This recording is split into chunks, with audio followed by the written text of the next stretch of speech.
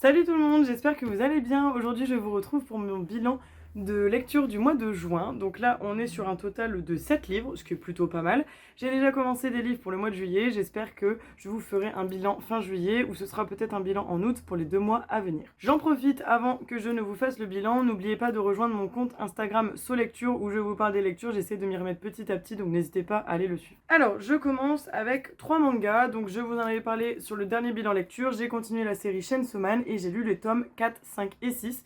Donc je suis super contente parce que là je vais entrer un petit peu dans la période de l'animé qui n'existe pas encore, parce que je vous ai dit j'avais vu l'animé sur Crunchyroll, mais tout le manga papier n'est pas encore édité en animé, donc c'est plutôt cool de découvrir la suite sous format papier. Donc je vous montre rapidement les petites couvertures qui sont parfois assez gore.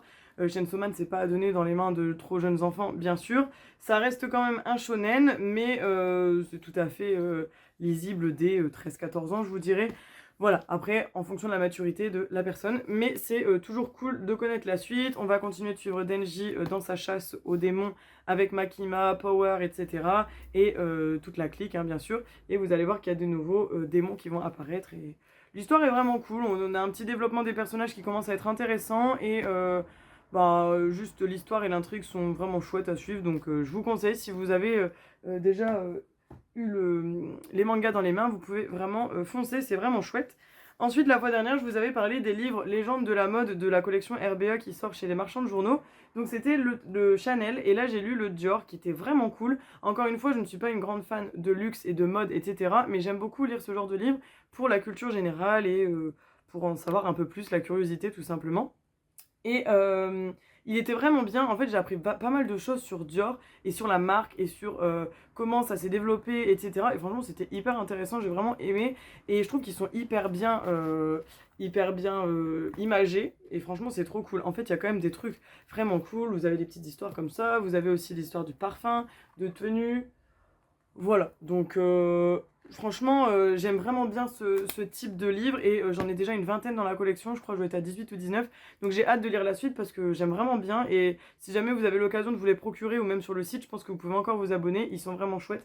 Vous pouvez foncer parce que ce sont des belles éditions. Ensuite, il me reste 3 romans qui sont juste ici. Je vais commencer par celui que j'ai le moins aimé, comme ça il sera parti. C'est un livre de Valérie Perrin, donc c'est Les Oubliés du dimanche. Je l'avais acheté parce que j'avais beaucoup aimé Changer l'eau des fleurs avec Violette, que vous suivez, qui est une personne qui se charge des cimetières et tout ça. Donc j'avais lu celui-là. Je vous lis la 4e de couverture pour que vous puissiez un peu mieux comprendre, et en même temps ça me rafraîchit un peu la mémoire. Justine, 21 ans, aime les personnes âgées comme d'autres les contes.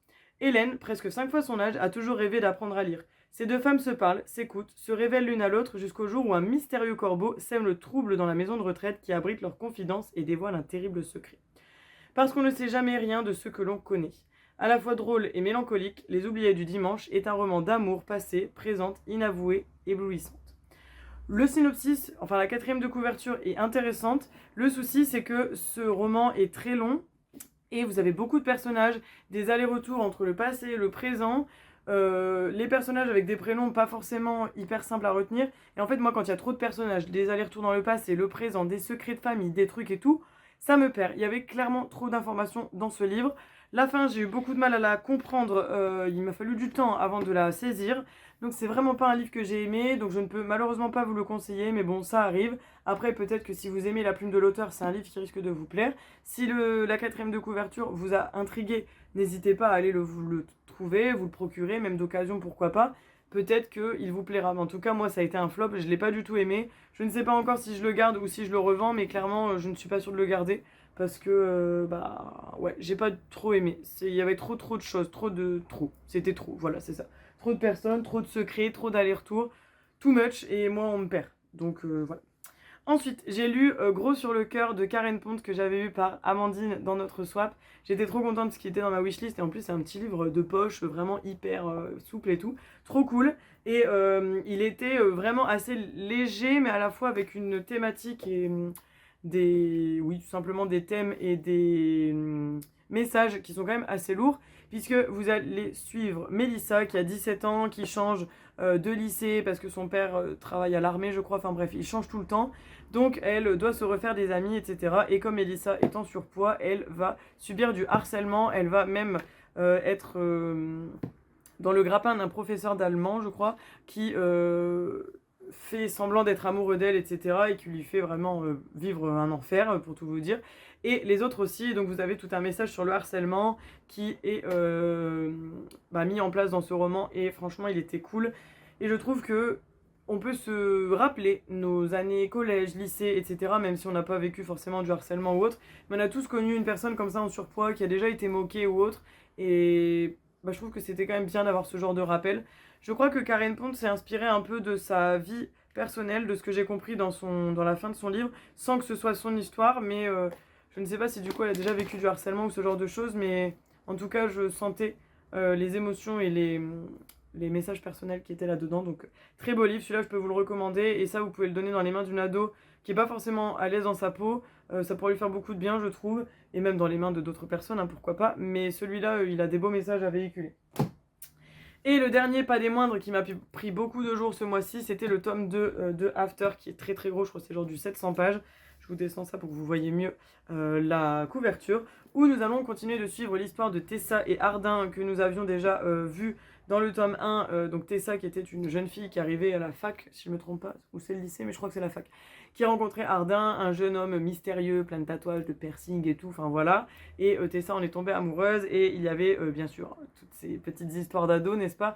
Et là dans la suite on retrouve Tessa et Ardyn. Alors je vais essayer de pas trop spoiler, mais à la fin du tome 1 ils ont emménagé ensemble, et donc là vous allez voir qu'il y a plein de nouvelles problématiques qui viennent s'ajouter à leur histoire, qui n'est pas forcément des plus simples, que ce soit du côté de Tessa ou d'Ardyn, parce qu'ils ont quand même des passés respectifs assez différents, et pas forcément avec les mêmes valeurs. Ils n'ont pas forcément grandi dans les mêmes valeurs et les mêmes n'ont pas eu les mêmes enfances tout simplement, donc forcément dans leur vie d'adolescent et même de jeune adulte, c'est un peu plus compliqué bien sûr.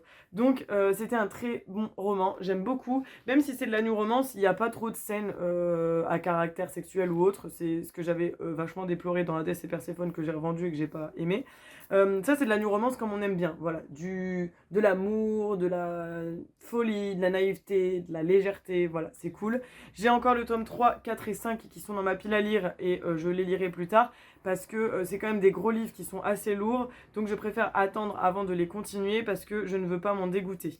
J'ai pour espoir de les terminer avant 2025, pardon, la fille elle est encore un an avant. Donc j'espère les terminer avant 2025, mais je ne sais pas si ce sera le cas, parce que le tome 1 je crois que je l'avais lu vraiment au début de 2025, donc on verra selon comment l'envie me vient. Donc écoutez, nous sommes sur un bilan, comme je vous ai dit, de 7 livres. Sur les 7, il y en a 6 que j'ai bien aimés et un qui ne m'a pas forcément plu, mais bon, on ne peut pas toujours tout aimer. En tout cas, je suis très contente de mes lectures de ce mois-ci, et je suis très contente de vous les présenter. J'espère vous faire découvrir des titres ou des choses comme ça, et de vous donner envie, pourquoi pas. Peut-être que c'est le cas, peut-être pas.